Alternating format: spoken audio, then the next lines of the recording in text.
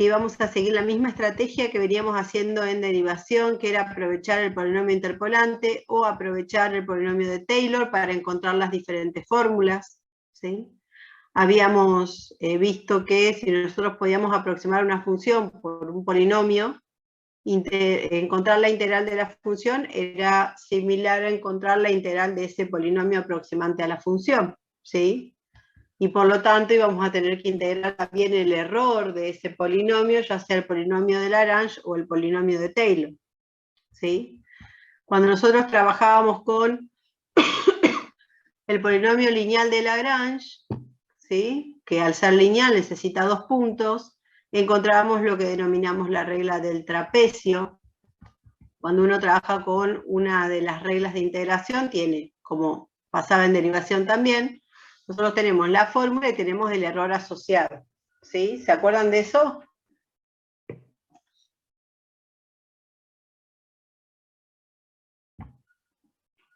¿Sí?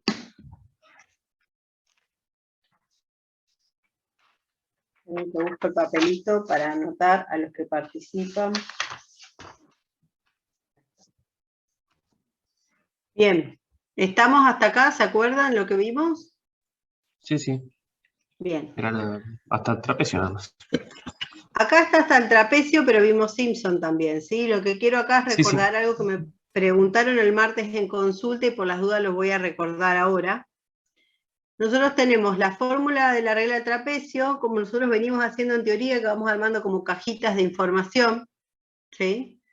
Bueno, la regla del trapecio hay que aprenderla, que era aproximar la integral por el trapecio, ¿sí? Que se formaba bajo, o sea, el área bajo la curva, como la curva es un polinomio de grado 1, es decir, una recta, se me formaba el trapecio, ¿sí? Por eso se llama regla del trapecio.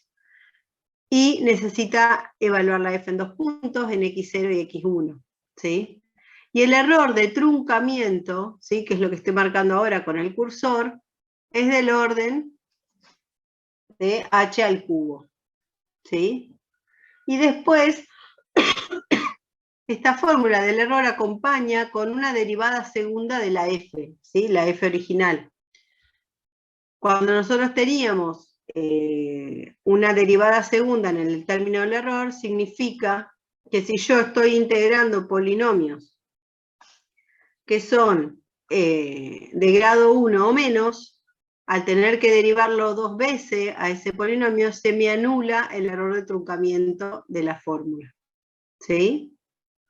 Entonces decimos que si estamos integrando un polinomio, la fórmula, un polinomio de grado 1 o menos, la fórmula del trapecio es exacta en ese sentido, ¿sí?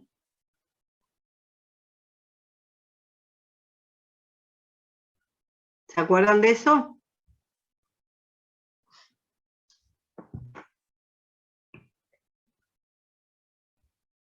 Bueno, si no se acuerdan, Sí, márquenlo, ¿sí? Para tenerlo en cuenta. ¿Para qué me va a servir esto? Por ahí aparece un ejercicio en el cual yo tengo que justificar resultados, y una justificación podría ser esto, ¿no? El hecho de decir, bueno, justo estaba integrando un polinomio de grado tal, y entonces por eso obtuve los resultados que obtuve, ¿sí?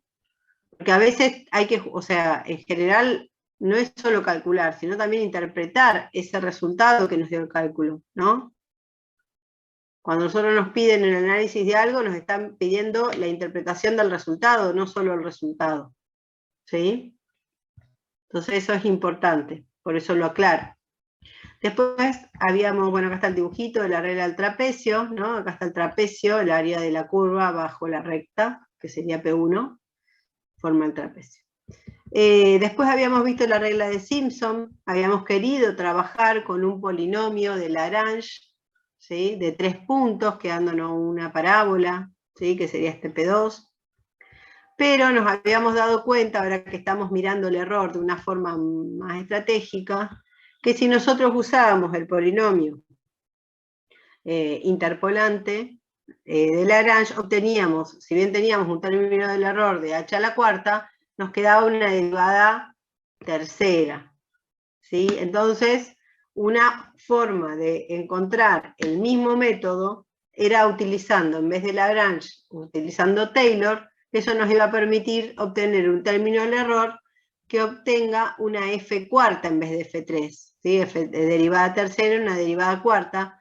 ¿Por qué iba a ser mejor? Porque me iba a ampliar la familia para las cuales, para las cuales el error se me podía hacer exacto, ¿sí? La familia de polinomios. Si yo tengo una derivada tercera, puedo calcular hasta polinomio grado 2. Si yo tengo una derivada cuarta, no solo grado 2, sino también grado 3. ¿Sí? Me amplía la familia de polinomios para los cuales el error de truncamiento, ¿sí?, se me anula. ¿Se entiende? La justificación de por qué no seguimos con polinomio interpolante y nos pasamos a Taylor, para el caso de la regla de Simpson. ¿Sí?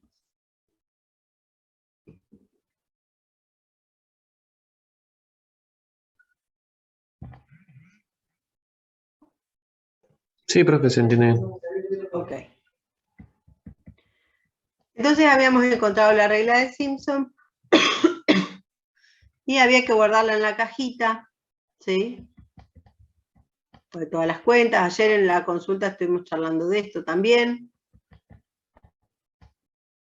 Y obtenemos la regla de Simpson, que es la que está acá abajo, que la tienen que tener en cuenta. Se observa claramente que hay 3 puntos, x0, x1, x2, que el orden de la fórmula es h a la 5, y que la familia, ¿sí?, de funciones para las cuales, de polinomios para las cuales esta fórmula va a ser exacta, ¿sí?, es para polinomios de grado 3 o menos. ¿Sí? ¿Por qué? Porque aparece la derivada cuarta en el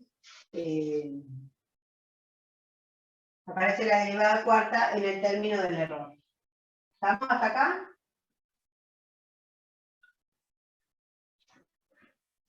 Sí.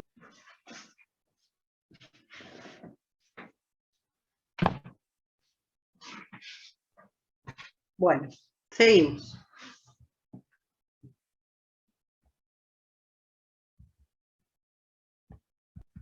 Esto es lo que habíamos hablado, ¿sí? El tema de la derivada cuarta en el error.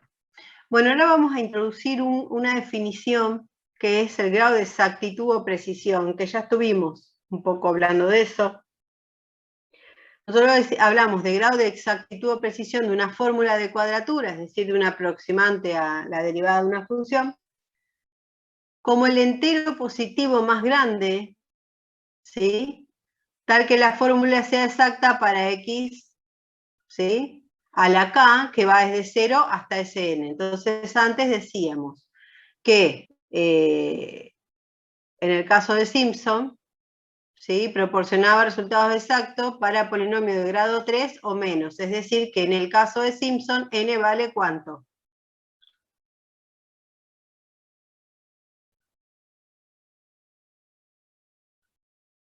3. 3, ¿no? Por eso decimos 3 o menos, porque en realidad va a ser para x a la 0, x a la 1, x a la 2 y x a la 3. ¿Se entiende? ¿Se entiende por qué, no? Yo derivo entonces ese x a la algo 3 veces y me da 0. Es por eso, ¿no?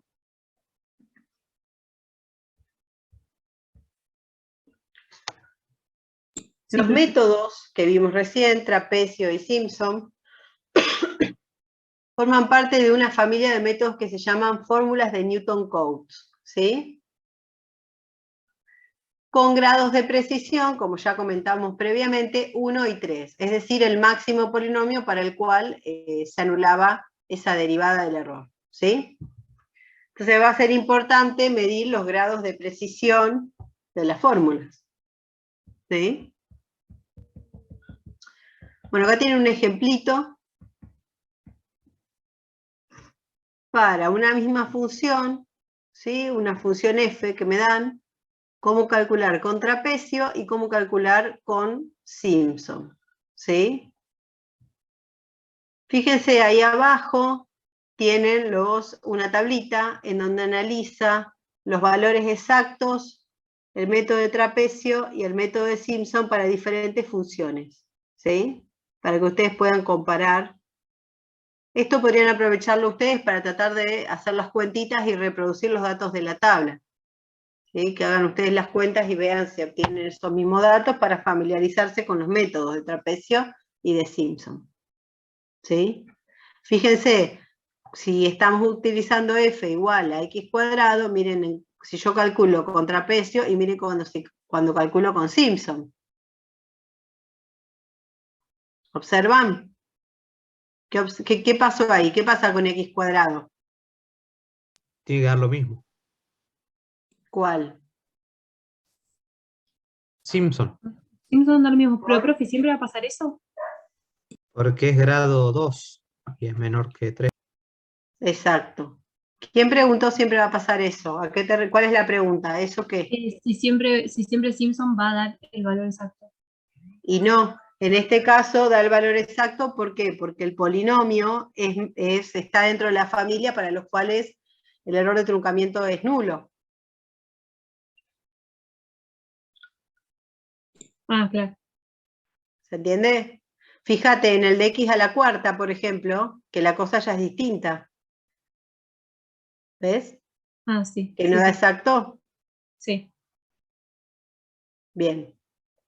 Para que lo tengan en cuenta. Acá fíjense que no hay ninguna aclaración, así que se supone que f en 0 y f en 2 y f en 1 está calculado lo más exactamente posible, no, en el caso de x cuadrado no está afectando, ¿no? Por eso da el mismo número. Pero bueno, para eso es la tablita, para comparar y para practicar. ¿Qué observan ustedes si comparan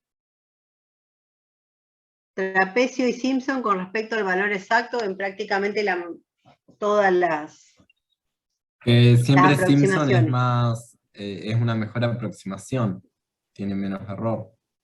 Exacto, ¿no? Siempre Simpson parecería ser mejor, ¿no?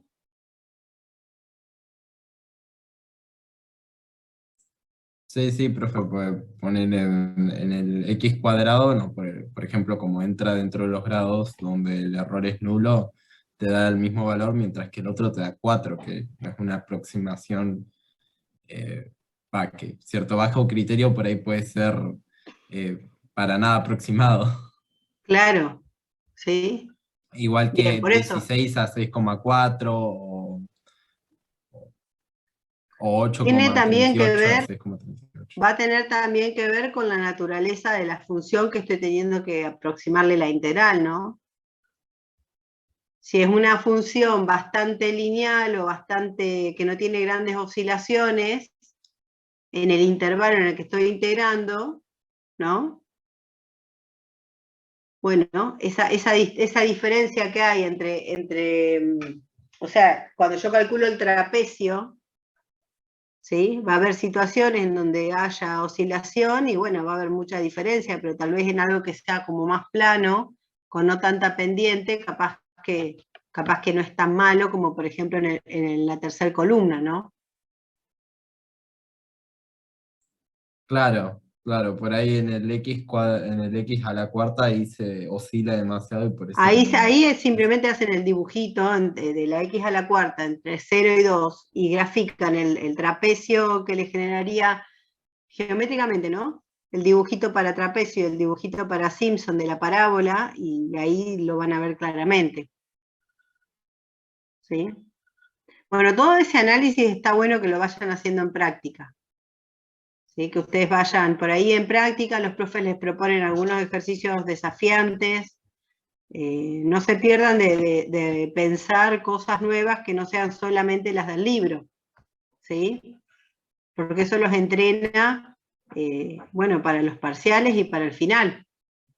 ¿Sí? Así que bueno, aprovechen las prácticas para jugar con todo esto. Bien, vamos a seguir entonces. Vamos a empezar ahora con las estrategias que se llaman integración numérica compuesta. ¿Sí?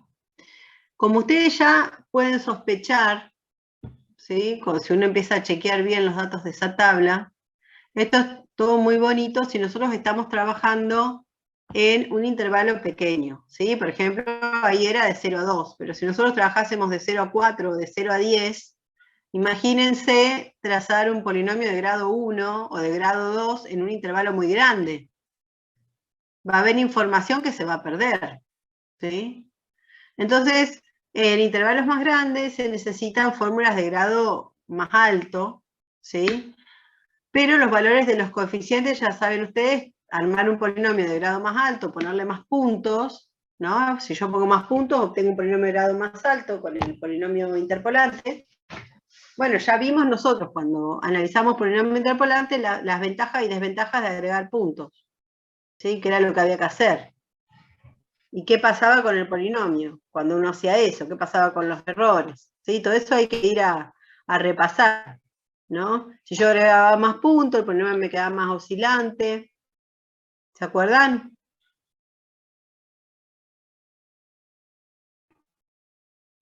Particularmente estas fórmulas de Newton-Cotes que nosotros estamos trabajando, siempre las estamos pensando como nodos equiespaciados, es decir, que la distancia entre dos puntos sucesivos, ¿sí? Siempre es la misma, es h, ¿no? Entonces, si yo tengo un polinomio muy oscilante, no necesariamente tener los nodos equiespaciados va a ser lo más adecuado o conveniente, porque ese polinomio oscilante de muchos puntos no oscila siempre de la misma manera, ¿sí? Más adelante vamos a ver una estrategia que no tenga los nodos equiespaciados para poder aprovechar mejor la estructura de lo que quiero aproximar. Pero manteniendo los nodos equiespaciados, lo primero que vamos a hacer es una generalización de las fórmulas de Newton-Cotes, ¿sí? Para poder aprovechar las fórmulas de bajo orden sin tener que generar polinomios nuevos, ¿sí? Y eso lo vamos a hacer mediante la fragmentación, es decir, nosotros vamos a agarrar el intervalo grande que tenemos, lo vamos a partir en intervalos más pequeños, y en cada uno de los intervalos pequeños vamos a usar una fórmula de las que ya vimos, o trapecio o Simpson. ¿Se entiende?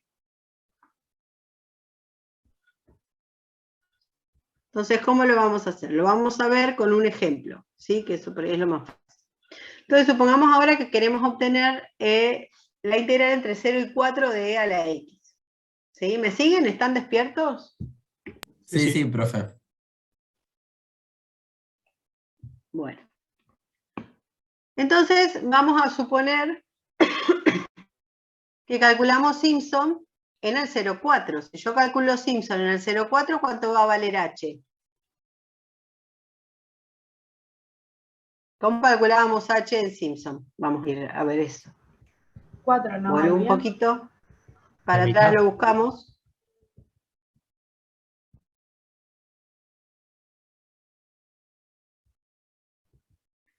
Vamos arriba, paciencia. Acá. Miren cómo calculo h. ¿Ven? b menos a sobre 2.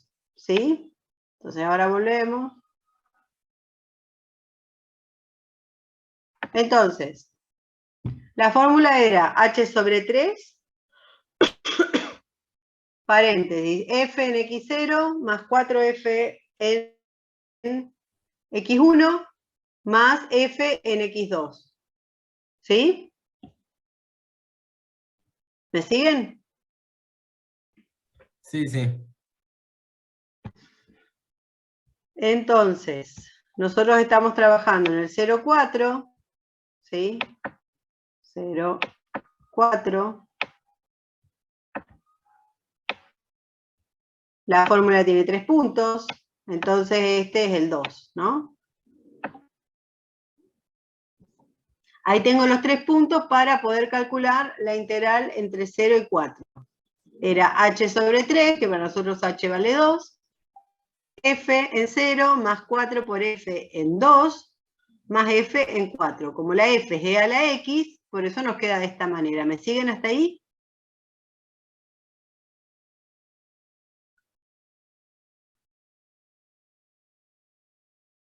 Sí, profe, ¿Sí? yo creo que se entiende.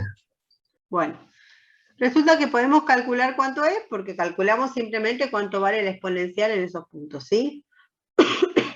Como es la exponencial y es fácil de integrar, yo podría calcular la solución exacta, ¿sí? Que la e a la x queda igual, así que va a ser e a la 4 menos e a la 0 y me da este número que está acá. Cuando yo calculo el error y resto, ¿sí? Me queda 3,17. ¿Sí? Entonces, eso es lo que veníamos haciendo. ¿Qué pasaría si ahora, sigo avanzando, qué pasaría si ahora yo divido el intervalo, empiezo a aplicar este nuevo método de la regla compuesta de Simpson, entonces en vez de trabajar con el 0,4, aplico Simpson dos veces, una vez al intervalo 0,2 y la otra vez al intervalo 0,4. ¿Sí? Entonces, ¿eso qué significa? Significa que ahora yo necesito 3 puntos en este intervalo y 3 puntos en este intervalo. ¿Lo ven? En mi rudimentario dibujo. Sí, se Sí, entiende profe. re claro. Y ahí te queda el h Entonces, igual a 1. exactamente, va más rápido que yo, muy bien. Voy a tener que calcular Simpson en el 0,2 más, acuérdense que la linealidad de la integral, ¿no? Que calcular en el 0,4 era calcular en el 0,2 más el 2,4 si quiero. Entonces fíjense cómo queda, ¿no? Yo voy a aplicar Simpson en cada uno, ustedes ya se dieron cuenta que ahora el h cambió, eso es muy importante, ¿sí? Si yo estoy en el 0,2, entonces el h vale 1, y si estoy en el 2,4, ¿cuánto vale el h? 1 también. 1 también. Muy bien. Ojo, el h es distancia, no ubicación, ¿sí? Y si ahora vemos las ubicaciones, pensemos en el intervalito 0,2. Si yo aplico Simpson ahí va a ser h sobre 3, h vale 1. La f evaluada en 0, la f evaluada en ¿qué? En 1. ¿No? En 1 y la f evaluada en 2.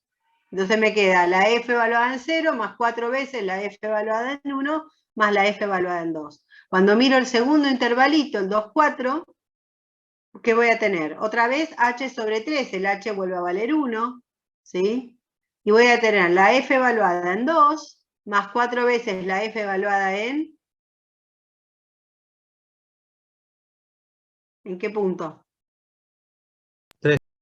En 3 más la f evaluada en 4. Otra vez, recorrí el 0,4, que es la integral inicial que quiero calcular, pero apliqué Simpson a cada uno de los dos intervalos que hice. Cuando yo hago la cuenta, fíjense lo que pasa. Este es el número que me da, y cuando lo calculo con respecto a el valor exacto, miren cómo se me redujo el error, ¿no? Teníamos 0, ¿cuánto teníamos antes? Teníamos 3,17 y ahora tenemos 0,26. ¿Qué les parece? ¿Bajó el error? Sí, bajó considerablemente y tiene sentido porque estás usando como una distancia menor, entonces tenés más puntos y aproximás Y, mejor de alguna forma. bueno, me gusta tu análisis. ¿Apellido? Pistañesi. Bien. ¿Qué más podemos decir? Si yo tengo una función que aproximar, ¿no? Esta.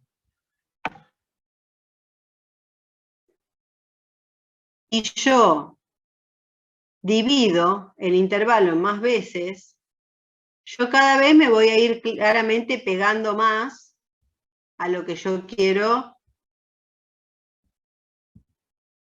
aproximar, ¿sí? Por eso tiene sentido que el error se vaya achicando, ¿sí? ¿Qué podemos hacer ahora? Bueno, vamos a hacerlo, Profe, sí, no es lo mismo, pero es como parecido a la suma de Riemann cuando vas bajando la longitud del intervalo. exactamente, es para eso, ¿sí? No deja de estar implícito acá el sentido de la definición de integración, ¿no? A medida que yo voy achicando la partición, me voy pegando mejor, voy calculando mejor esos valores bajo la curva, esas áreas.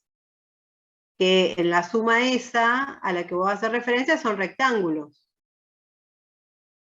Acá son un poquito curvos porque son parabolitas, ¿no? Arriba. ¿Sí? Pero es la misma idea. Bueno, arriesguémonos un poquito más y vámonos a dividir en 4. ¿Sí? Si yo divido en 4, yo ahora voy a trabajar con 4 subintervalos. En cada subintervalo voy a tener que hacer Simpson. ¿Sí? ¿Cuánto vale h ahora si yo estoy en el intervalo 0,1? ¿Cuánto va a valer h? 0,5. 0,5. ¿Sí? ¿Lo ven a eso?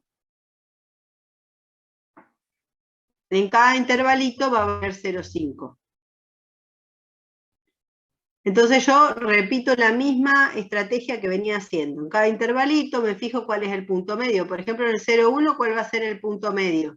Porque yo voy a tener que evaluar al inicio más 4 veces el del medio más el de la punta. ¿Sí? ¿Cuál sería el punto medio acá en el 0,1? El 0,5, pues justo 0 más h. Entonces acá tenés e a la 4 veces e a la 1/2. Profe, ¿Sí? Entonces, sí. ¿por qué el punto del medio se multiplica por 4 cuando lo evalúas? Porque eso es lo que sale de cuando encontramos la fórmula. Cuando hicimos las cuentas nos quedó un 4 multiplicando el término del medio. De ahí viene. Mirá, cuando vamos a la fórmula de Simpson, cuando uno hace todas las cuentas, te queda un 4 acá. ¿Lo ves? Sí. Sí, pensé que era por algo en particular y venía de la fórmula, ¿no? Gracias. No, viene de integrar el polinomio de Taylor y a su vez, en el polinomio de Taylor teníamos una derivada segunda y esa derivada segunda la aproximamos mediante el operador centrado que aproxima las derivadas segundas y la suma de 2 veces el f en x1 más 2 veces en el aproximante me termina quedando el 4 acá. ¿Sí?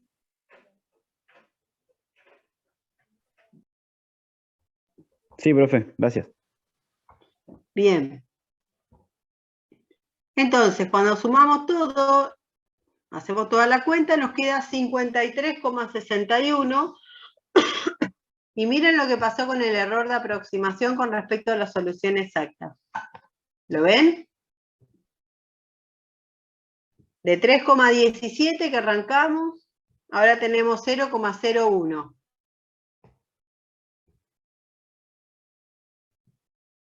¿Sí? Ya vimos entonces en un ejemplo, esperen que voy a borrar los dibujitos porque... Ya vimos entonces, con el ejemplo, que esto de partir el intervalo y aplicar Simpson en cada intervalo es una idea interesante. Entonces ahora lo que tenemos que hacer es generalizarla para poder escribir una fórmula que a ustedes les pueda servir para aplicarlo y no tengan que hacerlo como a mano, ¿no? Sino que yo pueda tener la fórmula completa.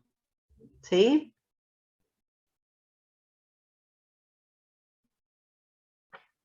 Bien.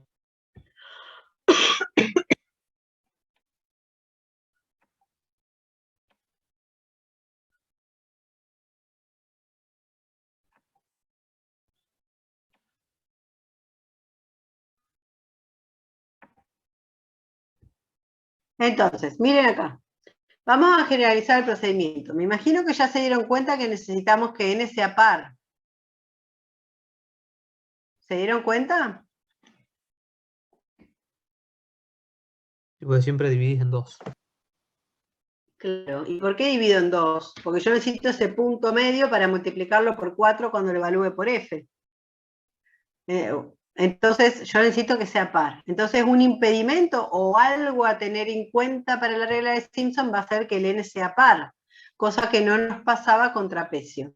¿Sí? Porque ustedes se acuerdan que tienen que ir armando como la tablita de ventaja, desventaja, comparaciones. ¿Se acuerdan? Bueno, es importante recordar que el n tiene que ser par. ¿Sí? Entonces, nos dan el AB. ¿Sí? Y ese AB nosotros lo vamos a dividir en n subintervalos. ¿Sí? Y le vamos a aplicar Simpson a cada par de subintervalos. Entonces miren el que está pintadito de negro. El que está pintadito de negro va a ser como el tipo, sobre el que nosotros vamos a pensar todo para escribirlo general. ¿Sí? ¿Me siguen? Al ser general, fíjense cómo vamos a llamar a los puntos que lo componen. ¿Sí? Dijimos que el n era par, entonces yo lo podría escribir así de 2 en 2, porque como el n es par, ¿ven? x0, x2, x2j menos 1, sí. Pero en el primer intervalo queda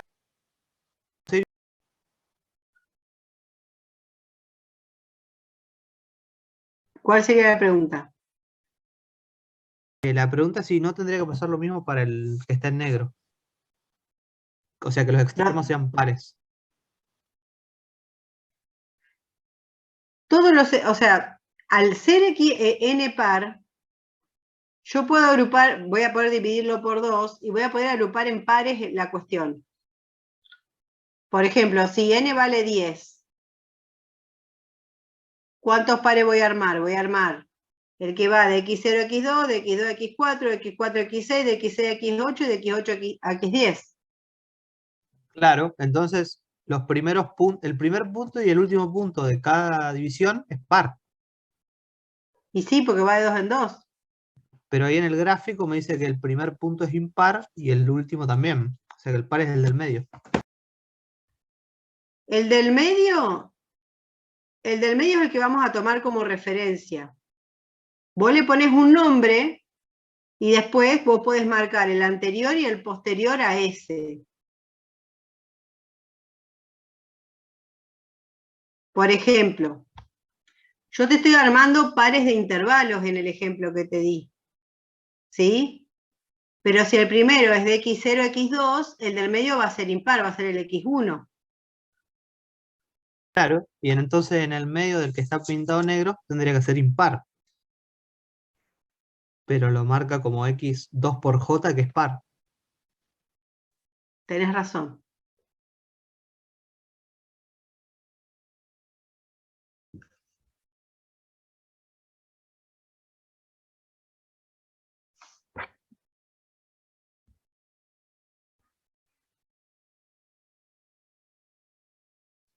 O sea, profe, que el par debería ser x2j menos 1.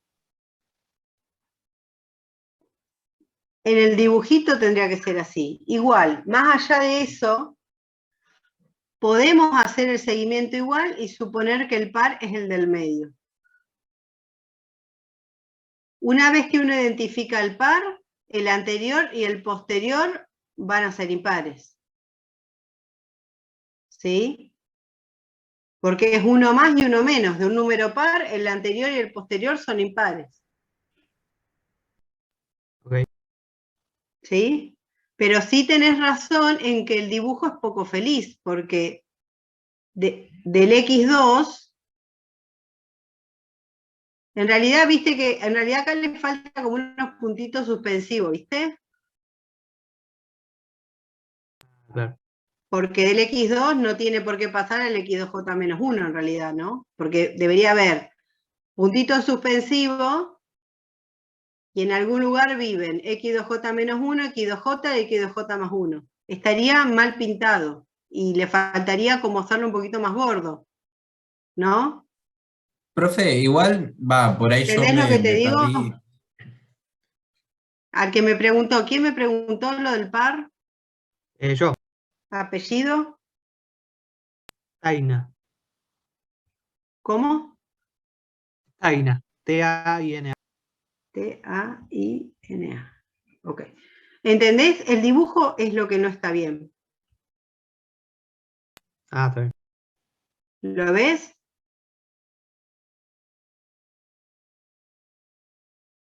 Debería haber como punto suspensivo y ser como más largo.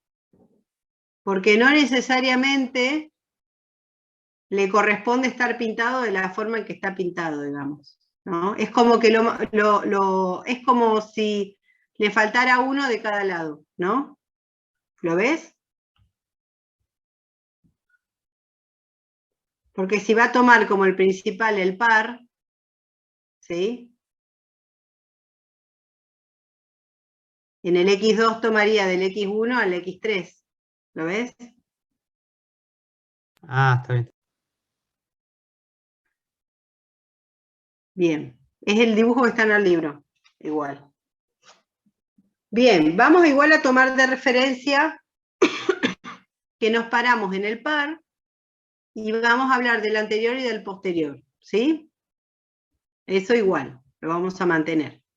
Entonces, fíjense, ¿cómo cambia ahora H? Cuando yo tenía 3 puntos, H era B menos A sobre 2, ¿sí? Ahora, H va a ser B menos A sobre N. ¿Lo ven?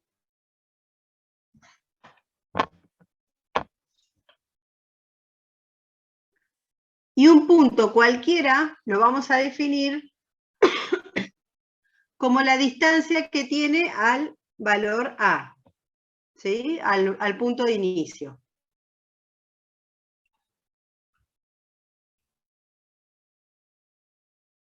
¿Sí? Entonces yo puedo escribir cuando J vale 0, X0 va a ser A. Cuando J vale 1, X1, ¿qué va a ser?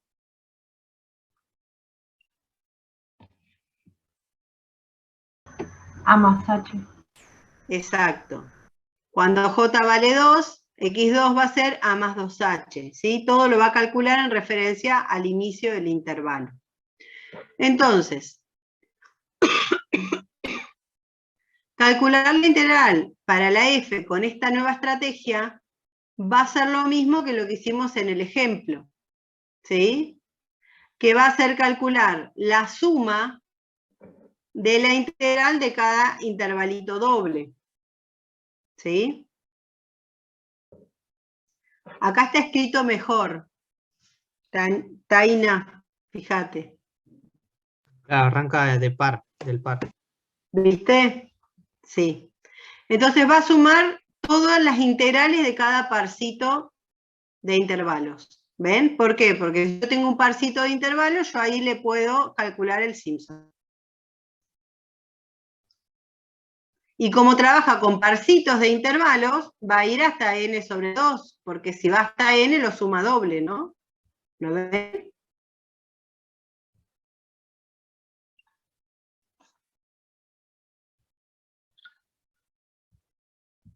¿Se entiende?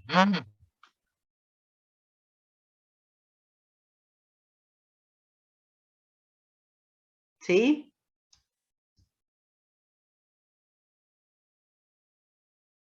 ¿O no? Sí, es reemplazar J por N sobre 2 y te da hasta N. Claro. Entonces, si era la suma de las integrales de los parcitos, ¿qué hacíamos en cada parcito? Bueno, le hacíamos un Simpson. Entonces, ¿qué vamos a hacer? Vamos a reemplazar esa integral en el parcito por el Simpson correspondiente en ese par. Fíjense, ¿cómo sería el Simpson en el intervalo x 2j menos 2, 2j? Y bueno, va a ser h sobre 3, ¿sí? Que el h ya lo sabemos. Va a ser la f evaluada al inicio del intervalo. El inicio del intervalo es en el punto x 2j menos 2, más 4 veces el punto del medio de ese intervalo. Si yo estoy en el intervalo x2j menos 2, x2j, el que está en el medio es el x2j menos 1, ¿verdad? ¿Sí? ¿Se entiende?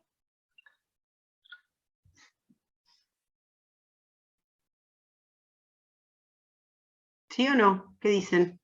Sí, profe, se entiende. Y entonces el f evaluado al final del intervalo, que el intervalo termina en x2j, y el error correspondiente. Pero ojo acá, este error va a tener cada epsilon dependiendo del j, ¿sí? O sea, para cada parcito de intervalo yo voy a tener un j distinto, ¿sí?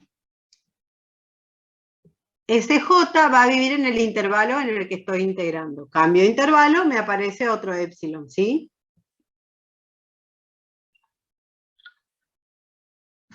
¿Estamos? Bueno, seguimos.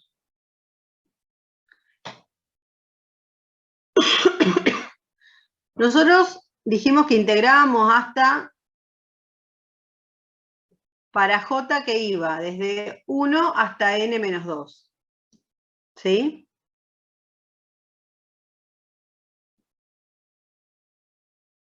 Teníamos los xj hasta n. Pero si nosotros integramos hasta n menos 2 menos 1, ¿sí? Tenemos que el punto fx2j aparece en dos intervalos. En el intervalo que va desde x2j hasta x2j y en el siguiente, ¿sí? El que empieza en x2j y termina en x2j más 2. ¿Sí?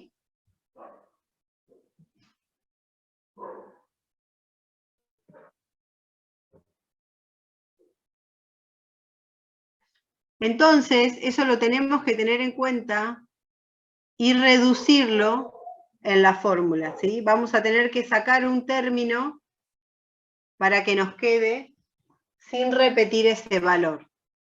Entonces, la fórmula definitiva para el método va a tener esta fórmula, ¿sí? Va a ser, fíjense, acá ya no está la sumatoria, sino que la sumatoria pasa adentro, ¿sí? De la cuenta que estábamos haciendo acá, teníamos la suma de la cuenta y ahora vamos a pasar la suma adentro, ¿sí?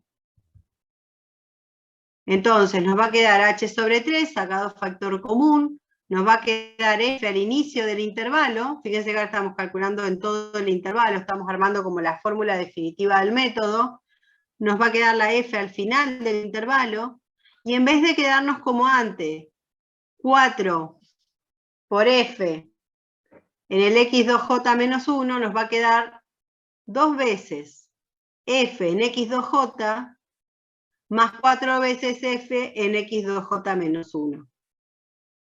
Más el término del error. Para entender esto, yo les recomiendo que le den valores, ¿sí? Que a n le den un valor, le den el valor, no sé, 10 o el valor 4 y hagan las cuentas para que esta parte les cierre, ¿sí? De cómo queda la fórmula.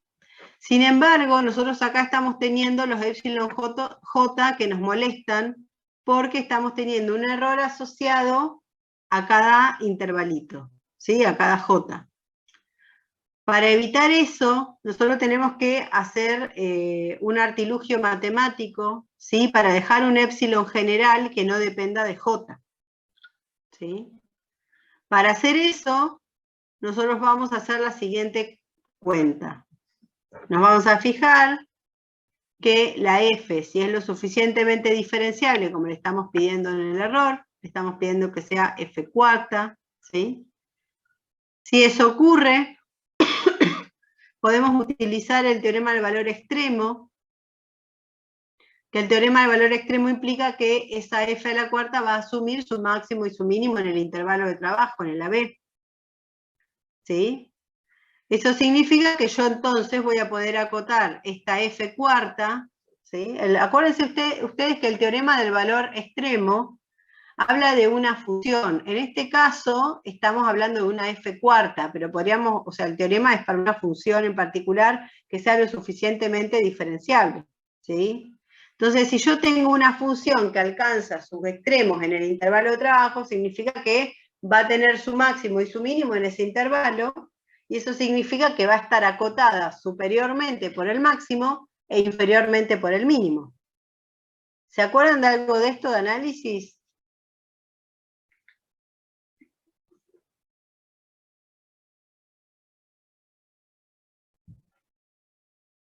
Sí, ¿no? No me acuerdo patente, pero sí me acuerdo de haberlo visto. Pero tiene sentido igual, ¿no? Sí, Si sí, una sí. función alcanza su máximo y su mínimo, va a estar acotada por ellos. Porque ¿qué significa el máximo? Que va a haber un lugar en Es el el cual va a valor más alcanzar ese grande, valor. Claro, y el mínimo también es el valor más bajo que va a adquirir, claro. entonces está sí o sí acotada en ese intervalo. Por esos valores. Y dentro del intervalo, porque lo que es importante acá es aclarar que el X, en donde va a alcanzar ese máximo y ese mínimo, pertenece a la B. Si no, no podemos garantizar esto. ¿Sí? Entonces, cada derivada cuarta de epsilon j va a estar acotada ahí adentro. ¿Sí? Entonces, ¿qué pasa si yo, vieron que tengo acá, miro el error, esto es medio que ver qué es lo que queremos hacer. Nosotros nos queremos deshacer de este epsilon j, ¿se acuerdan? Entonces empiezo a ver si yo puedo armar en esta cota de cosas que puedo calcular, como son el máximo y el mínimo, si yo puedo representar esta cuenta que yo tengo que hacer. Entonces, en la cuenta aparece sumatoria desde 1 hasta n sobre 2. Entonces, ¿qué pasa si yo tengo un valor acotado por su máximo y su mínimo? ¿Qué pasa si yo sumo ese valor n sobre 2 veces? Esto va a estar acotado, ¿sí? N sobre 2 veces el mínimo y n sobre 2 veces el máximo. ¿Lo ven? Si yo sumo el máximo, más el máximo, más el máximo, más el máximo, n sobre 2 veces, ¿qué me va a dar? Me va a dar n sobre 2 veces el máximo. ¿Sí? Y lo mismo va a pasar con el mínimo. ¿Sí? ¿Me siguen?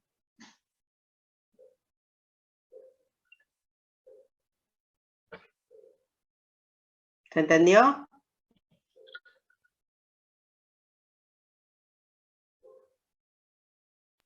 Sí, profe, se entiende. ¿Y qué más aparece acá? Entonces ya tenemos la suma y la f a la cuarta. ¿Sí? Bien. Yo tengo n sobre 2 con el mínimo y n sobre 2 con el máximo. Yo podría multiplicar a toda la cuenta por 2 sobre n. ¿Sí? Si yo multiplico a toda la cuenta por 2 sobre n es positivo, ¿sí? Yo puedo mantener los signos y me termina quedando 1 por el mínimo menor o igual que 2 sobre n menor o igual que 1 por el máximo, ¿verdad?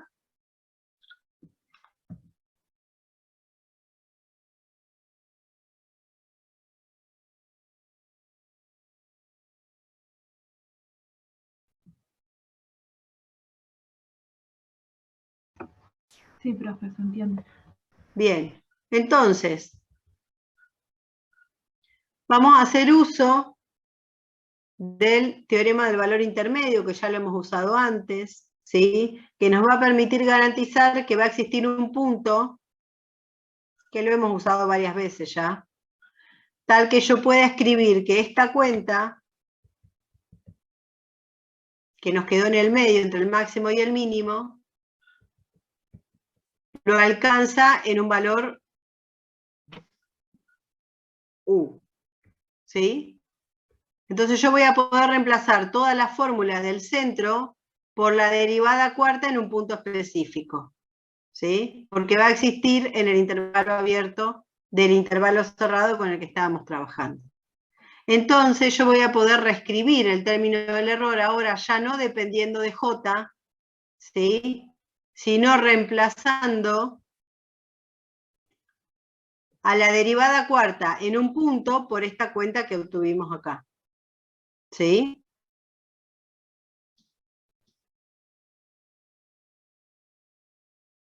¿Sí? Y cuando lo hago, el error se me convierte en h a la 5 sobre 180 por n f a la cuarta por u. O mu, como le quieran decir.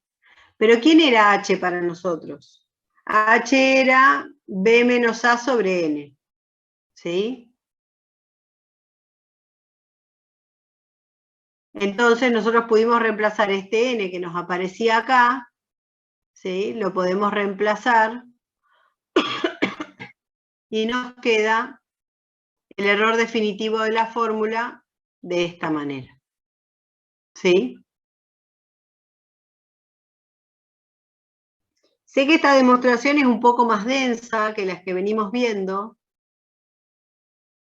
pero la tenemos que tratar de reproducir, ¿sí? Y es más, la tenemos que realizar para el método de trapecio. O sea, está hecha para el método de Simpson y a ustedes les queda de actividad rehacerla para el método de trapecio. ¿Sí?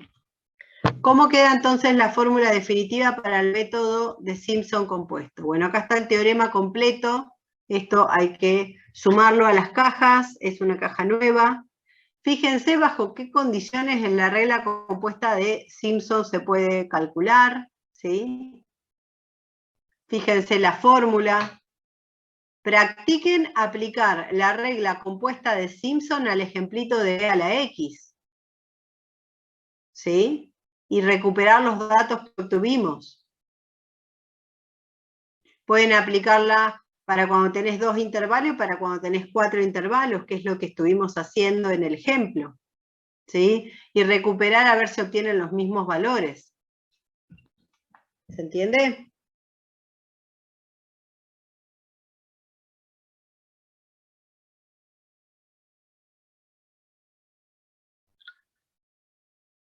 Fíjense, necesitamos que la f sea C4 en el AB, es decir, 4 veces diferenciable. Necesitamos que n sea par. Vamos a calcular a h como b menos a sobre n. Los xj eran a más j por h, para cada j que va desde 0 hasta n. Si eso ocurre, va a existir este mu, que nos va a permitir calcular un error que no dependa de j, que para eso hicimos la demostración. Entonces la regla compuesta de Simpson para n subintervalos se va a poder escribir con su término del error con esta cuenta que está acá. Entonces ustedes hagan esta cuenta para n igual a 2, para n igual a 4, de la función f de x igual a e a la x, para reproducir los datos del ejemplo con el que presentamos el método. ¿Sí? A ver si los pueden recuperar. Si pueden recuperar no solo las fórmulas, los resultados, sino también el error. ¿Sí? Eso les va a quedar a ustedes para practicar. ¿Estamos?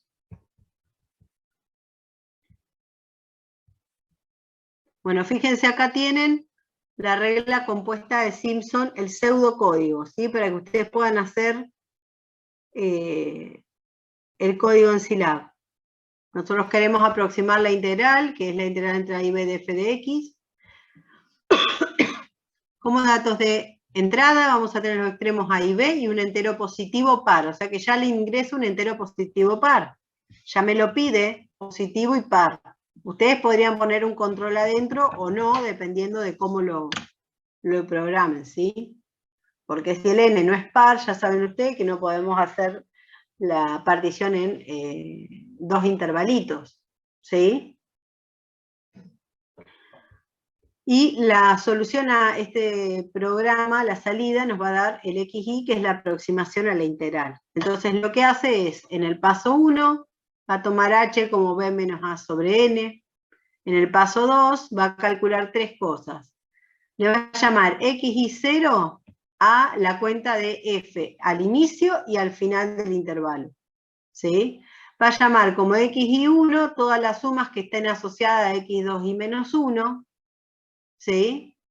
Y como xy2 a la suma que están asociadas a f en x2y, ¿sí? Entonces, va a ser un lazo for que va de 1 hasta n-1 para que haga los pasos 4 y 5. En el paso 4 se va a encargar de ir calculando todos los x para ir trabajando, ¿sí? Y después en el paso 5, va a trabajar. Cuando y sea par, va a calcular los x y 2. ¿Sí? Y cuando no sea par, va a calcular los x 2y menos 1. ¿Sí? En el paso 6 simplemente hace la cuenta de multiplicar, de sumar, ¿sí? Multiplicando por 2 y por 4, como está en la fórmula, y multiplicando por h dividiendo por 3, y el paso 7 ya me da la salida.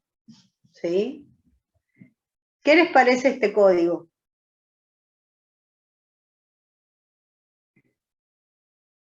¿Se entiende? Profe, en el paso 6 Sí. falta el x y 0, ¿no? ¿Puede ser?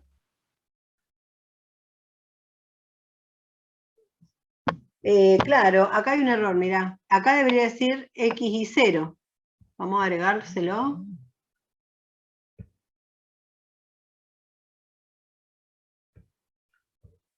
Acá sería x y 0. Así, ¿no? No me deja.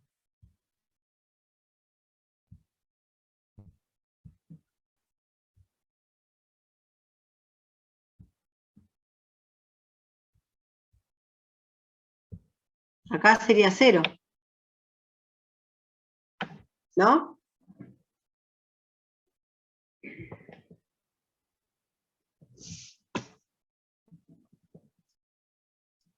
¿Qué les parece?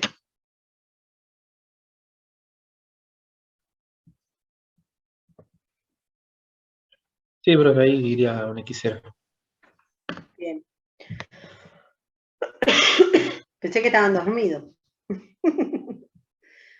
Ahí le chujé. Es x0 más 2x2 más 4x1.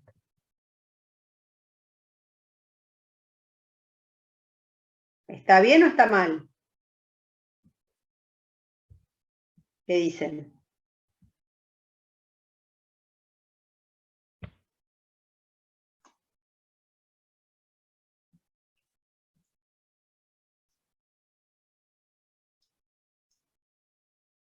Creo que está bien. Está bien. Ese es el único error. ¿Sí? Bueno, acuérdense, paso 6 va x y 0. Ahora se los modifico en la PEP. ¿Sí? Así ya les queda. Bueno, si yo tuviese, ahora vamos a ver la regla de trapecio. No vamos a ver la demostración porque se las dejo a ustedes de tarea. ¿Sí? Fíjense. Para la regla compuesta del trapecio,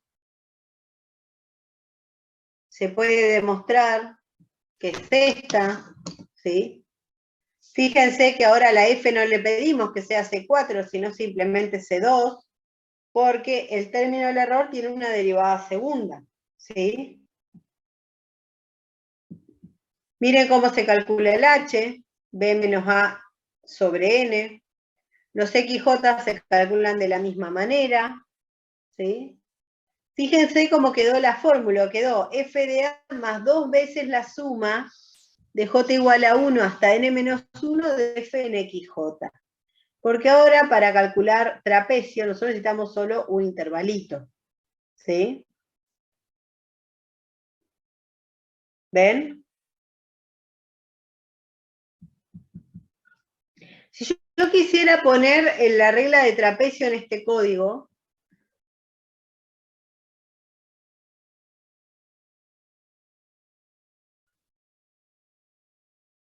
podrían pensar cómo modificarlo.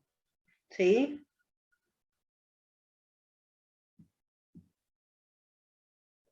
Porque hay una suma que ya no vamos a tener que cambiar muy pocas cosas y vamos a poder generalizar este código para trapecio. ¿Sí?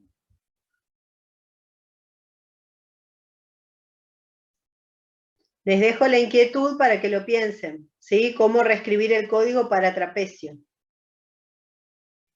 ¿Estamos? Dale, profe. Es fácil. Vamos a ver este ejemplito que por ahí ha traído muchos dolores de cabeza en los exámenes finales, ¿sí? Me pide está hecho en el libro, me pide que utilice la regla compuesta de Simpson para aproximar la integral de seno de x con un error absoluto que está escrito ahí, ¿sí? Bueno, la regla de Simpson nos da esta cuenta que ustedes ven acá. Si yo la escribo para el caso particular de seno de x, esta es la cuenta que me queda, ¿sí? Pero lo que me está pidiendo es que yo la calcule con un error menor a 0,00002, ¿sí? Entonces lo que yo me tengo que centrar es en el error de la fórmula de Simpson, ¿sí? De la regla compuesta de Simpson. Entonces hay que analizar ese error, porque me pide que sea menor que ese número. Entonces yo lo que hago es calcular el valor absoluto, ¿sí? Lo voy a acotar con ese número para encontrar cuánto tienen que valer n o h, ¿sí? Porque n o h los dos están relacionados, puedo encontrar n o puedo encontrar h, para saber de cuánto yo tengo que hacer ese paso, ¿sí? O cuántos intervalos tengo que utilizar para garantizar que tener ese error que me está pidiendo, ¿sí? Entonces, si nosotros hacemos el valor absoluto del error, fíjense cómo me quedó el error. Pi por h a la cuarta sobre 180 por seno de mu, ¿sí? Bueno, resulta que el seno está acotado por ¿cuánto? En el 0pi.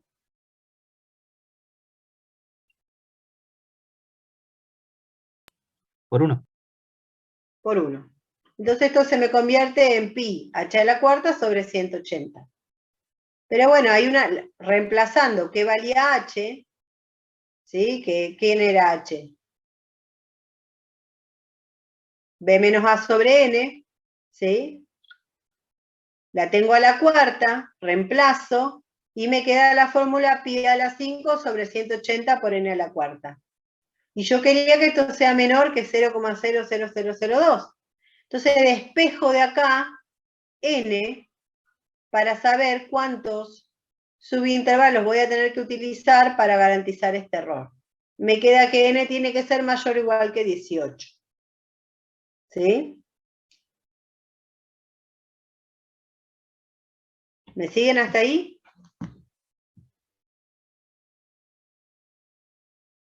Sí, sí, se entendió eso. Perfecto.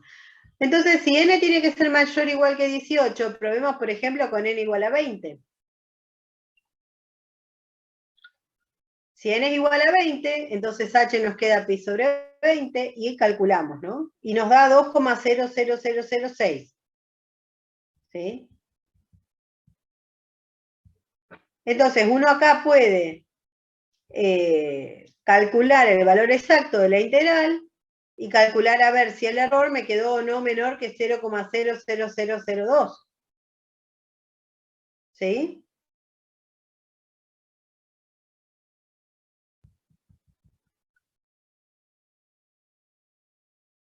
Si yo quisiera hacer la misma cuenta con la fórmula del trapecio, miren lo que pasa con la regla compuesta del trapecio.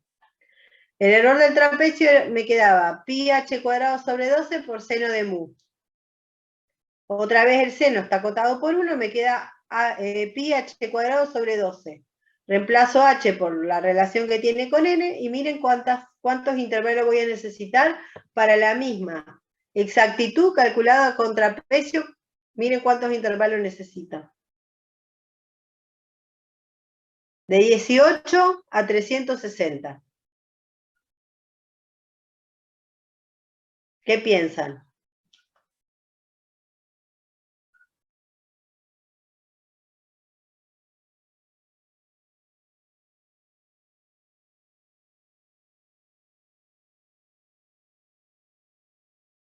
¿Qué les parece?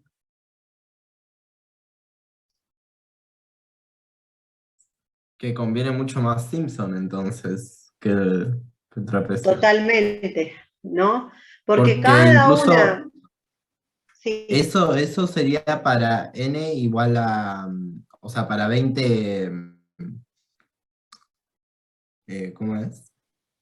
No, para 20 no, te dice que tiene que tener 360 más, claro. Entonces sería, pues justo es 20 veces más que lo que necesitas para el otro, ¿cómo es? Para Simpson, creo. Claro, tenés que trabajar 20 veces más que con Simpson. Y cada vez que vos trabajás vas a ir sumando errores, ¿no? Errores de redondeo de las cuentas, imagínate. ¿Sí? Acá se ve claramente que, bueno, si tenés que elegir entre los dos, no te conviene obviamente trapecio, ¿no? Regla compuesta del trapecio no te conviene. Te conviene más Simpson. Que al usar el programita, ni siquiera lo vas a hacer vos, lo va a hacer el programa. ¿Sí?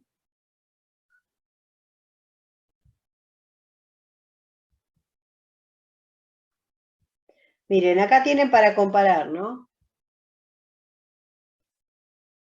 La regla del trapecio y la regla de Simpson. Acá está. Con n igual 20, que habíamos visto antes, la regla de Simpson nos proporciona una respuesta que está dentro de la cota requerida, lo que no va a suceder con trapecio para n igual a 20, primero porque tenemos que hacerlo 360. Si queremos obtener el error necesitamos hacerlo 360 veces, con 20 no nos va a dar con ese error que queríamos de 0,00002, ¿no?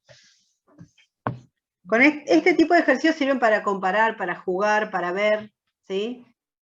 Y nos ayudan a poder tomar decisiones de cuál método es mejor y por qué en cada situación, ¿sí? La idea es que lo practiquen porque esas sí son preguntas que pueden aparecer en los exámenes. Si nosotros hacemos el análisis del error de redondeo, como lo hicimos para la integración numérica, ¿sí? La derivación numérica, perdón, vamos a encontrar que todos los métodos de integración, que ya se los había adelantado, tienen una estabilidad con respecto al error de redondeo, ¿sí? Si por ejemplo hacemos el análisis del error de redondeo para la regla de Simpson, ¿sí? Compuesta, ¿sí? Es como que la más difícil es la regla compuesta de Simpson, después le sigue trapecio compuesto, después le sigue Simpson y después le sigue trapecio, como en dificultad. Entonces acuérdense cómo hacíamos esto del análisis del error de redondeo, ¿sí? Hay que acordarse que cada vez que yo calculo f en un punto xy, en realidad estoy obteniendo f pelito en xy, que difiere de la f en xy en un error que llamamos EI, ¿sí? ¿Se acuerdan de esto cuando vimos derivación? Que hicimos el análisis que nos quedaba dos funciones, una que el punto de intersección de ambas funciones era lo que nos garantizaba cuál era el óptimo, ¿no? Bueno, acá no vamos a tener que buscar óptimo porque tenemos estabilidad, ¿sí?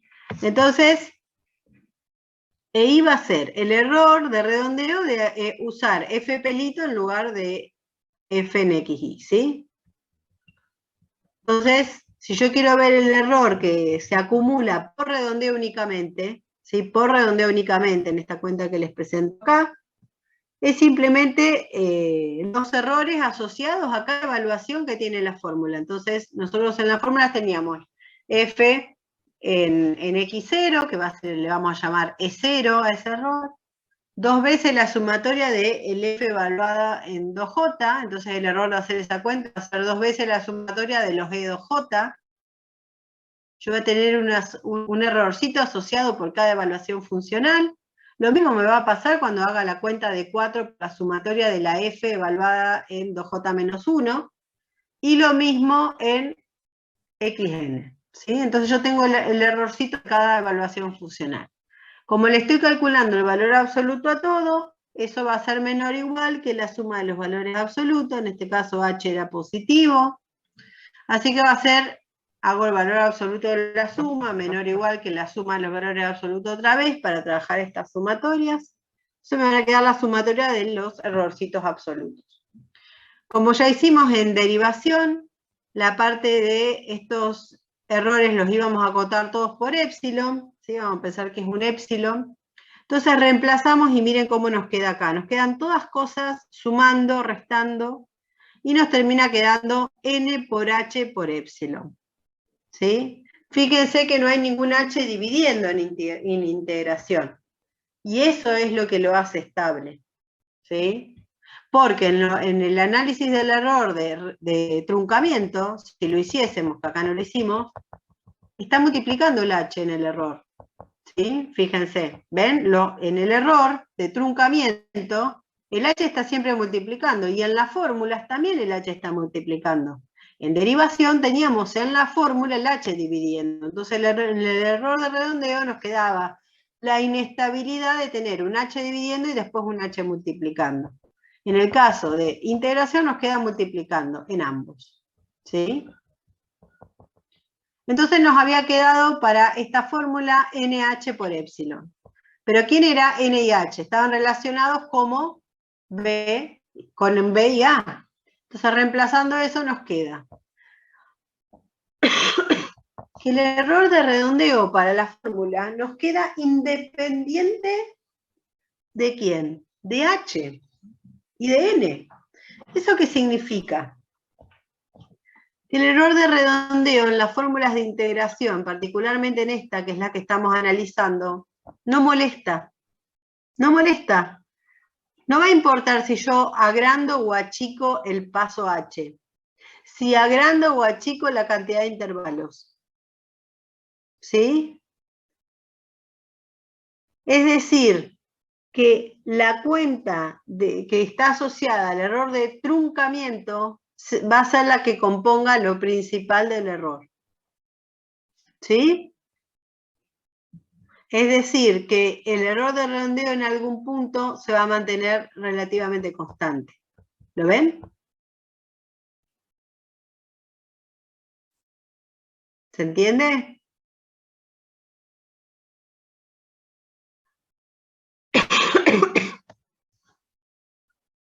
¿Sí?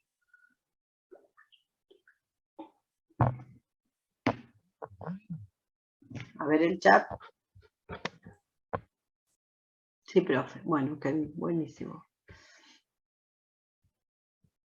Y bueno, y con esto vamos a terminar lo que son las reglas compuestas y empezamos con el último tema de integración, que son las fórmulas de Newton-Cotes.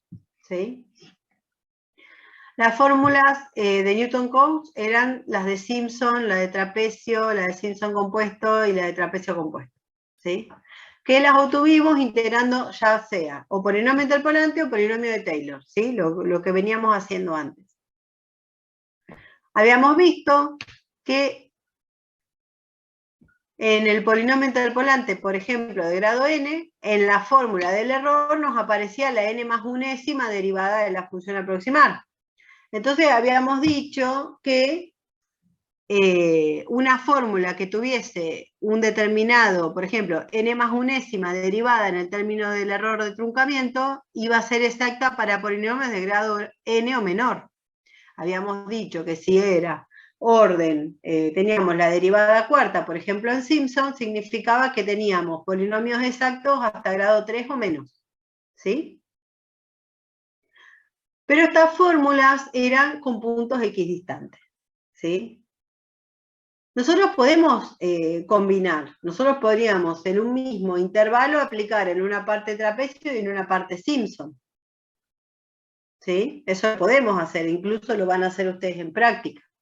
No es que tenemos que usar Simpson o trapecio siempre en todo el intervalo. Pero hay otro método que es la cuadratura gaussiana, ¿sí? Que selecciona estratégicamente los puntos de evaluación de manera óptima y no de forma equiespaciada. ¿Qué es lo que vamos a hacer ahora? Nosotros en los métodos anteriores, nosotros los puntos ya sabíamos cuáles eran. Una vez que teníamos X0 o lo que es A, nosotros decíamos, bueno, el que sigue, el X1 era A más H, el X2 era A más 2H, el X3 era A más 3H. ¿Por qué? Porque estaban equiespaciados. ¿Sí? Ahora nosotros vamos a buscar todo, no solamente los puntos, lo que se llama en la regla, ¿no? En la regla de aproximación, en la regla de cuadratura, nosotros los XY ya los teníamos definidos y nos teníamos que encontrar las constantes. ¿sí? Ahora nosotros vamos a buscar todo. Vamos a buscar los XY y vamos a buscar las constantes también. ¿Se entiende la diferencia con respecto a los métodos anteriores?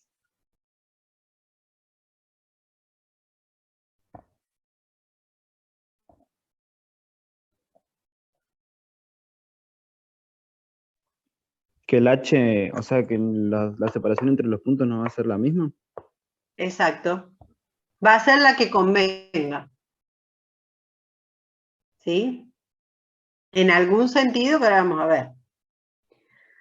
Entonces, si queremos medir la exactitud, ¿sí? Porque ahora el error lo estamos midiendo en función de la exactitud. Es decir, exacto, Brian, exacto. Nosotros veníamos midiendo y decíamos, bueno, este método es exacto para polinomios de grado tanto, ¿sí?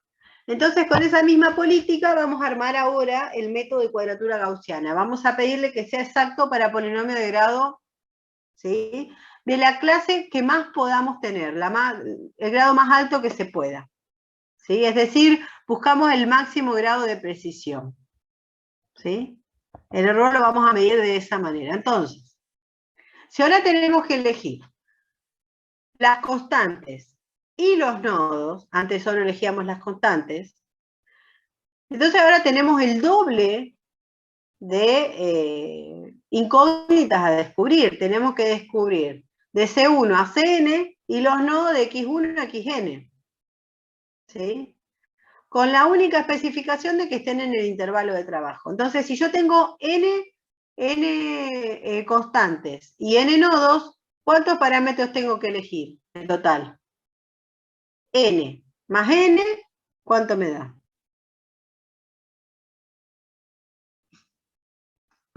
2n. 2n, ¿sí? Entonces, si yo considero como parámetros a los coeficientes de un polinomio, ¿no? Nosotros sabemos que tenemos un polinomio de grado 3, ¿cuántos parámetros tenemos?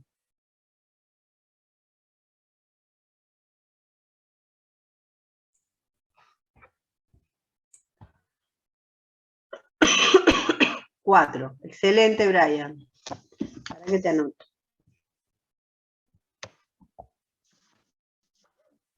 Si yo tengo un polinomio entonces de grado 3 y tengo 4 parámetros, ¿sí? Si yo tengo 2n parámetros, ¿de cuántos grados va a ser el polinomio?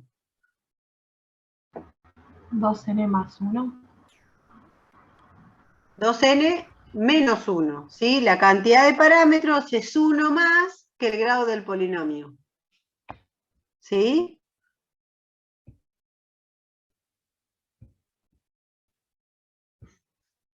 Vamos a escribirlo por las dudas. Si yo tengo un polinomio grado 3, tengo A0, A1, A2 y A3, ¿no?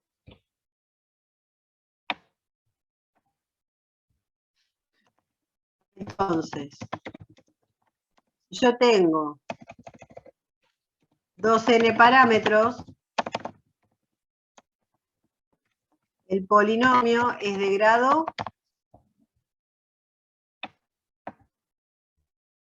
¿cuánto?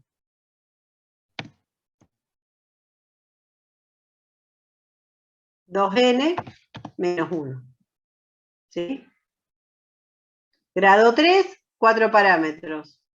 Grado 2n menos 1, 2n parámetros. ¿Sí?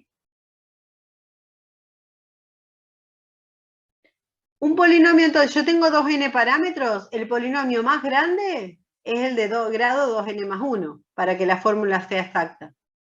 ¿Sí? Entonces nosotros vamos a buscar una fórmula al revés que como hacíamos antes. Ahora nosotros sabemos, necesitamos tantos parámetros, entonces yo me armo el polinomio más grande que yo pueda armar para esa cantidad de parámetros. ¿Se entiende?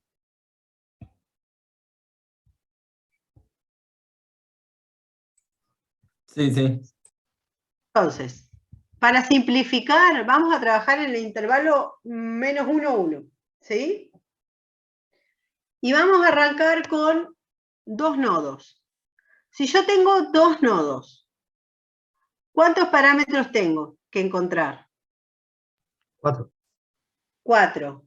los dos nodos, que son los puntos, el x1 y el x2, y los dos constantes, C1 y C2. ¿Sí? Ven, C1 y C2, x1 y x2. Los cuatro los tengo que encontrar. Por eso, si n es igual a 2, tengo 2 por 2 parámetros a encontrar, 4. ¿Sí? La fórmula que queremos armar es la que venimos armando siempre, o la integral igual a una sumatoria de nodo f evaluada en los nodos por unas constantes. ¿Sí? Entonces, si yo tengo 4 parámetros, ¿de qué grado es el polinomio, el máximo polinomio que yo puedo encontrar? De grado 3. O 3. ¿Por qué? Porque acordate que era 2n menos 1 el grado del polinomio. Entonces, si n vale 2, 2 por 2, 4, menos 1, 3. ¿Qué fórmula tiene un polinomio de grado 3? Esta. ¿Sí? Entonces, yo ya tengo cuánto va a valer la f para encontrar los parámetros. Va a valer los 4 polinomios canónicos, el 1, el x al cuadrado y el x al cubo. ¿Se entiende? ¿Cómo lo vamos a hacer? Vamos a reemplazar, cuando f de x vale 1, vamos a escribir una ecuación. Cuando f de x vale x, vamos a escribir otra ecuación. Cuando f de x vale x cuadrado, vamos a tener la tercera ecuación. Y cuando f de x vale x cubo, vamos a tener la cuarta ecuación. Entonces vamos a tener 4 ecuaciones para hallar las 4 incógnitas C1, X1, C2, X2. ¿Se entiende?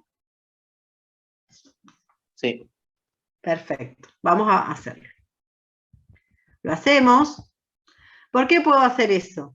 Porque la f era este polinomio, pero la integral de la suma era la suma de las integrales, ¿verdad?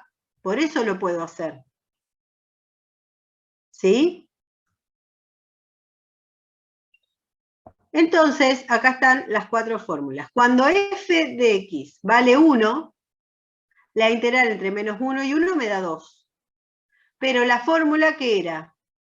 Era C1 por f de x1 más C2 por f de x2. O sea que nos va a quedar la ecuación C1 más C2 igual a 2. Ahí tenemos la primera. ¿Sí? La segunda es cuando f vale x. La integral entre menos 1 y 1 de x, ¿cuánto me da? 0. ¿Y cómo me queda la fórmula? C1 por x1 más C2 por x2 igual a 0. La tercera es cuando f de x vale x cuadrado. Entonces me va a quedar la integral entre menos 1 y 1 de x cuadrado me da 2/3. ¿Sí? Y la fórmula es C1 por x1 al cuadrado más C2 por x2 al cuadrado. ¿Ven cómo reemplazo la f de x por cada uno de los polinomios? Hasta x cubo.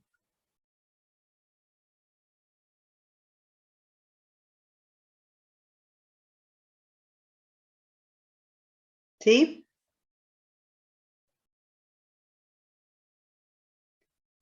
Además, habíamos dicho que si era exacta para x3, era exacta para x2, para x1 hasta x0. Era la definición de exactitud y precisión. ¿Sí? ¿Se entiende lo que estamos haciendo? Me preocupa el silencio. Sí, profe, se entiende. Bueno, escribo el sistemita y resuelvo. Me queda un sistema de 4×4 y me da C1 vale 1, C2 vale 1, X1 vale menos raíz de 3 sobre 3 y X2 vale raíz de 3 sobre 3. ¿Sí?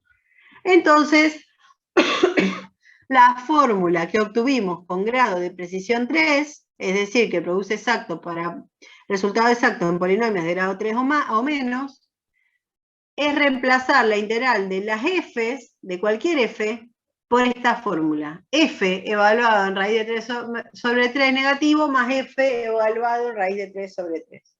¿Ven? Ahí tenemos la fórmula de cuadratura de Gauss para 2 puntos, porque n era 2. ¿Sí? Si yo quiero encontrar la fórmula de cuadratura para n igual a 3, ¿qué voy a tener que hacer?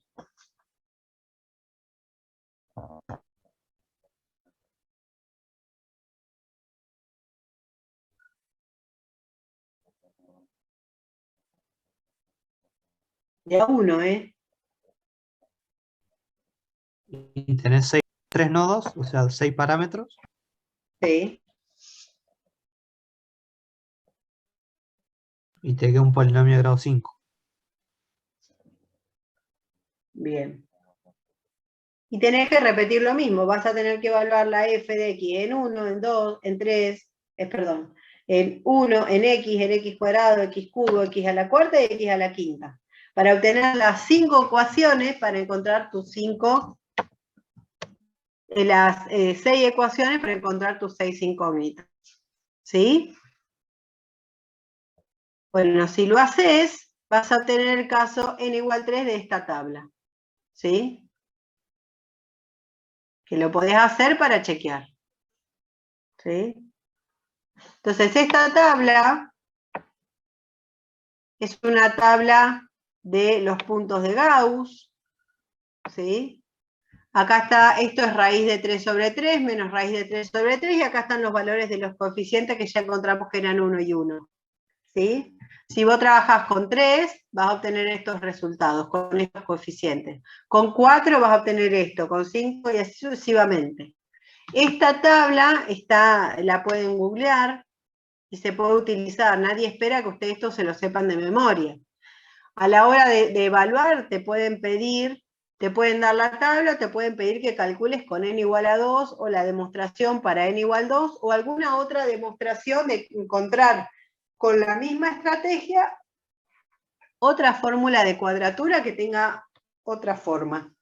¿Sí? Profe, ¿eso está asociado al intervalo menos 1, 1?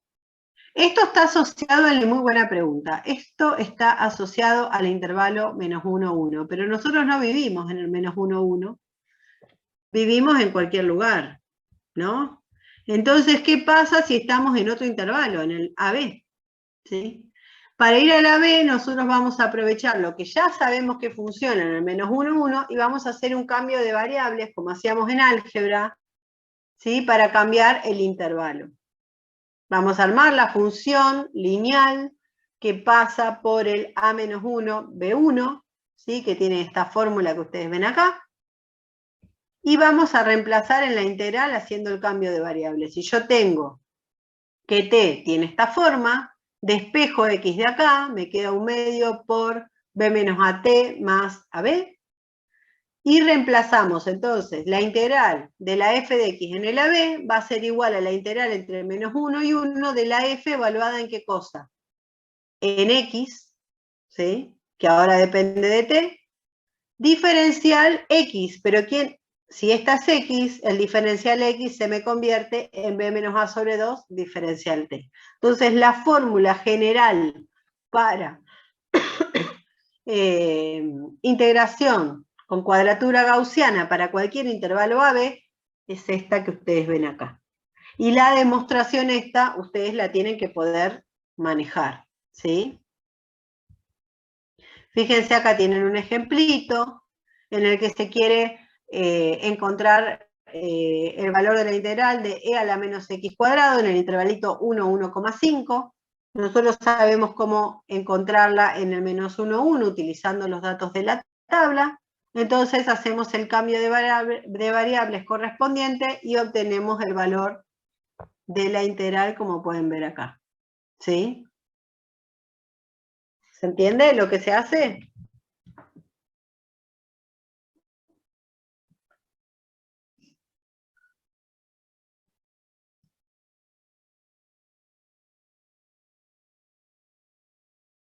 ¿Sí?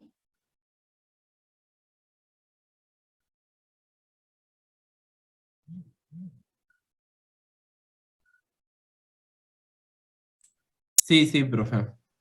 Bien. Y con esto terminaríamos lo que sería integración, ¿sí? Bien. Vamos a hacer lo siguiente, ¿sí? El martes que viene tenemos consulta virtual, ¿sí? Es una semana presencial, una semana virtual. La otra semana tenemos presencial, ¿sí? En el aula 3. Si ustedes avanzan con esto y quieren venir, estaría bueno. ¿Sí? El viernes 3 es la última teoría. El viernes 10 es el laboratorio. Lo que podríamos hacer es, una vez terminado el laboratorio, que el laboratorio termina 14:30, ¿sí? Podríamos encontrarnos en este espacio para hacer algún repaso que a ustedes les parezca que hagamos. ¿Sí?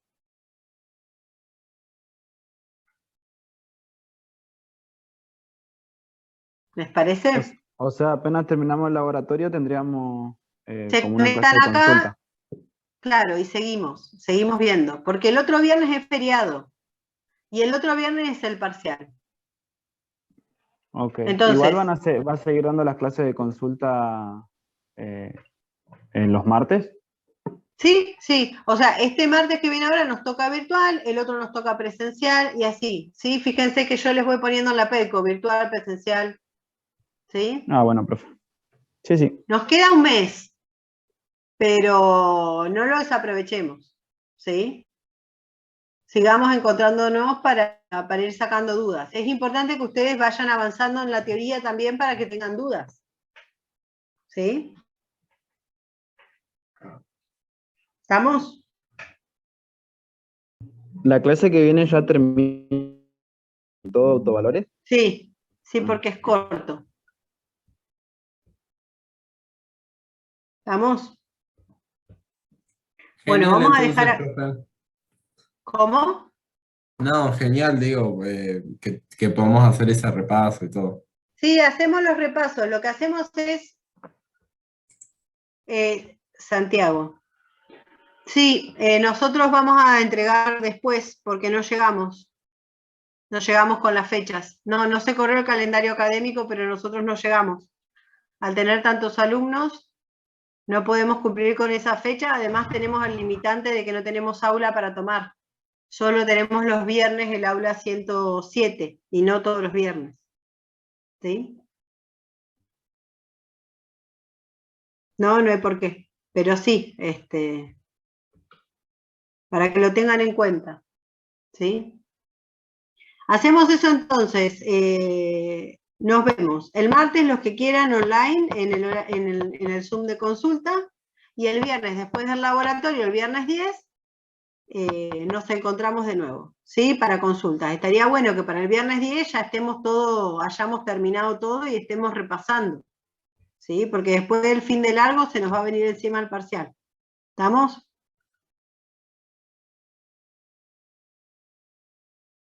Bueno, que tengan un buen fin de.